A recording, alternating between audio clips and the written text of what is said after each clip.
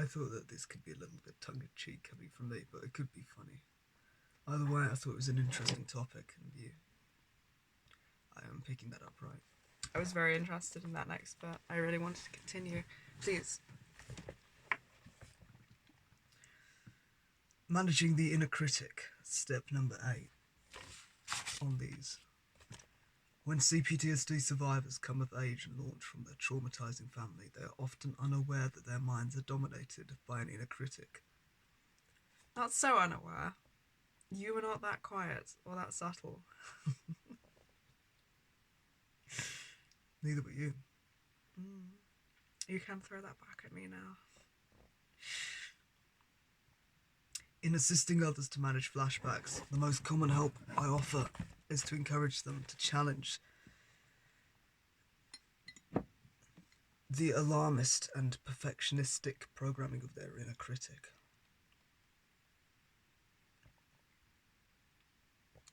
All banter aside, I've been doing this with myself and it does really fucking help. No, yeah. Same. I agree.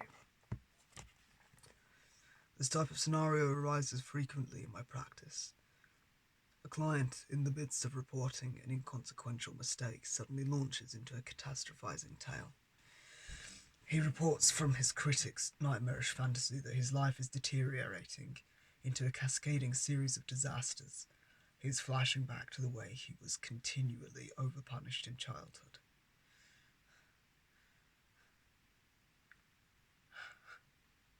One of my clients' drasticizing sounded like this. My boss looked at me funny when I came back from my bathroom break this morning, and I know he thinks I'm stupid and lazy and is going to fire me. I just know I won't be able to get another job. My girlfriend will think I'm a loser and leave me. I'll get sick from the stress, and with no money to pay my medical insurance and rent, I'll soon be living out of a shopping cart. I'm not laughing at any of this, it's your delivery.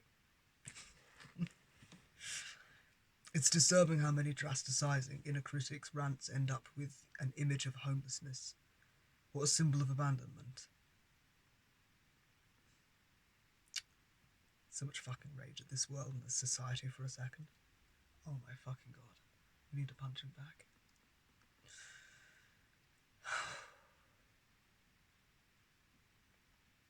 Alright, that moved very quickly on to despair. What the fuck? Christ. Recovering requires being able to recognize inner critic catastrophizing so that we can resist it with thought stopping and thought correction. In this case, I reminded my client that many times we had caught his inner critic freaking out about every conceivable way his life could go down the tubes. I then encouraged him to refuse to indulge this process and to angrily say no to the critic every time he tried to scare or demean him. Finally, I've got to say I don't recommend referring to oneself as the critic, all jokes included. More the defensive wiring of my brain put there by other people's fucking actions. Good God, it's weird to see you talking, moving when I talk. I like the makeup. Cannot see myself in it at all.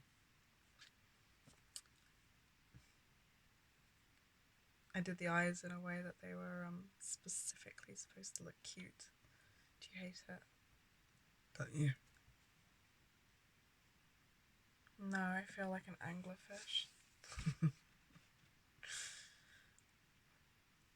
About every conceivable way his life could go down the tubes. I then encouraged him to refuse to indulge this process and to angrily say no to the critic every time it tried to scare and demean him. Finally, I reminded him of all the positive experiences he actually had with his boss, thought correction, and I also helped him enumerate as many successes at work, at school, at life, and in general. The inner critic not only exacerbates flashbacks, but eventually grows into a psychic agency that triggers them.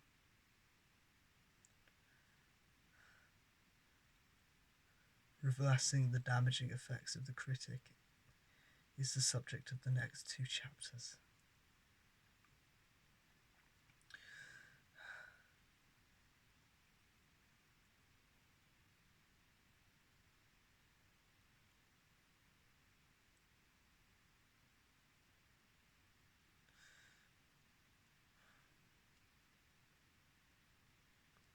Interesting, right?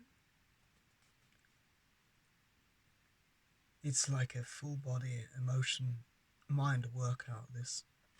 Reading it, no wonder it used to fucking destabilize us. Now it just makes me grieve and I only have so much capacity for it.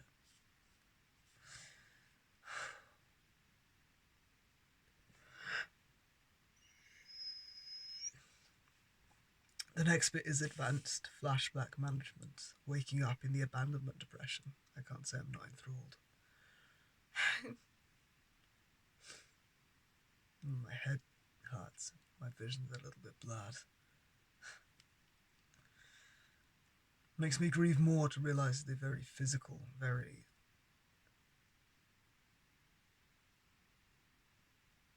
Look at what this does to us.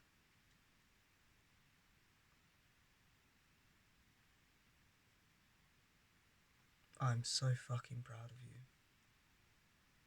Every part of you, and me, and all of us. This is incredible work, to be able to tackle it like this. I'm not fucking with you.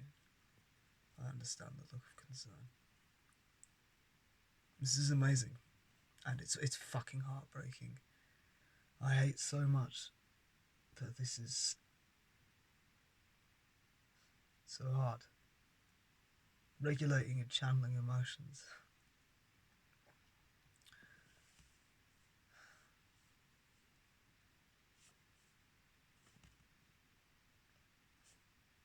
I love how we recover and how we stand up for it, how we work together. And I hate feeling the trauma trying to rip us apart every fucking day. I want to read that next chapter, and every time I try and focus on it, my head strains so hard. The room sort of spins, and I feel sick. So, alright, let's call it where we are. That was some nice work. I'm glad we got through any of this. I've got a little bit better understanding of what things we need to do. I also feel more in the room, yeah. Like I can barely speak through the grief. Like I'm choking.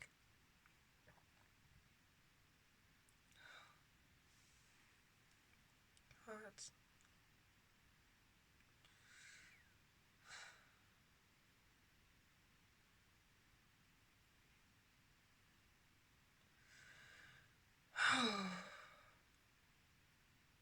Thank you for reading a bit as well.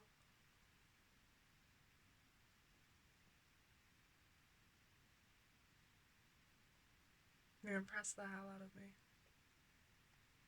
It's mutual.